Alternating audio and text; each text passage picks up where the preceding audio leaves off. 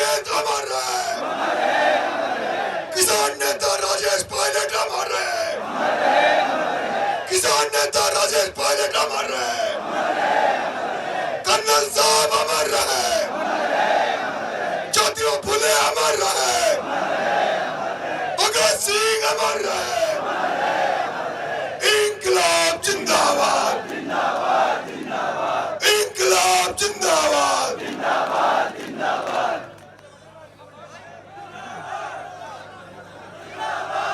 मेरे केशवराय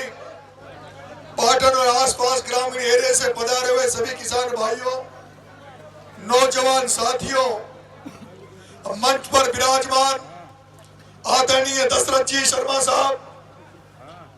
मंच पर विराजमान हमारे किसान सरदार भाई, मेरे साथ इस हड़ौती के किसानों को जगाने निकले डॉक्टर राम सागर जी नागर साहब, भाई नरेश जी नागर साहब, बूंदी से भाई घासीलाल जी गुजर साहब जी, टाइगर जी, भाई दुर्गालाल जी गुजर। और जब मैं इस एक किसान के बेटे के लिए जब कोटा बूंदी में वोट मांग रहा था, प्रहलाद जी गुंजल साहब, उस दौरान आपके इस केशवराय पाटन में इस इलाके में भी घूमा था और बहुत सारे उस समय लोगों से परिचय हुआ। वो सारे लोग आज मुझे यहाँ नजर आ रहे हैं। मैं सबसे पहले तो आप लोगों से माफी चाहता हूँ, अंदाता हूँ कि मुझे 4 बजे आना था, लेकिन मैं समय लेट हो गया कोई कार्यक्रम की वजह से। लेकिन इतने लेट होने के बाद भी मैंने कई धरने प्रदर्शन देखे, कई आंदोलन देखे, कई पंचायतें देखी। लोग धरना देते हैं, सुबह 10 बजे नींद लगाकर नहा धोकर जाते हैं, धरने में बैठते हैं, शाम को 5 बजे का इंतजार करते हैं कब 5 बजे की, और घर की याद आ जाती है, नेता ताम तमुड़े को उठाकर घर की तरफ चल देते हैं। लेकिन मैं पहली बार देख रहा हूं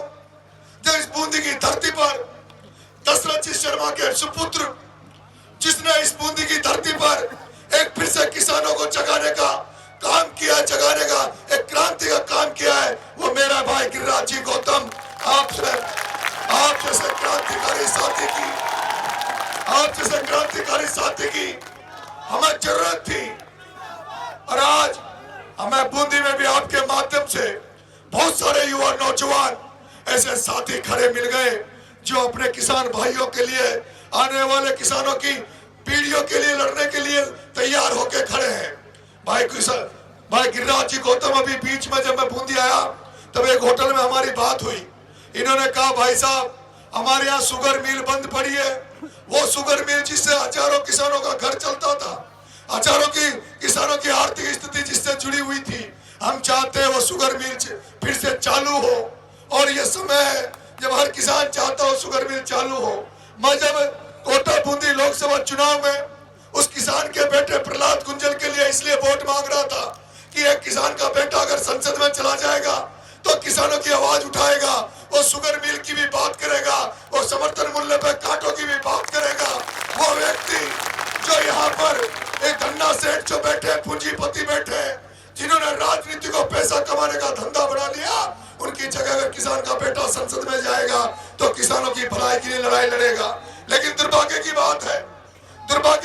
है हम किसान भाई उस समय जब जागना चाहिए, जब हमें जरूरत है, उस समय हमें जाग नहीं पाते। और ये इसलिए मैं कहता हूँ वो चौधरी चरण सिंह जी ने जो कहा था उसको आज भी आपको मानना पड़ेगा, उसी तर्ज पे आगे बढ़ना पड़ेगा। चौधरी चरण सिंह ने कहा कि किसान का भला जब तक नहीं होने वाला, जब तक किसान के बेटे और किसानों का एक पैर खेत की मेड़ पर और दूसरा पैर संसद की सीढ़ी पर नहीं होगा, जब तक किसानों का भला नहीं हो सकता। मेरे नौजवान भाइयों,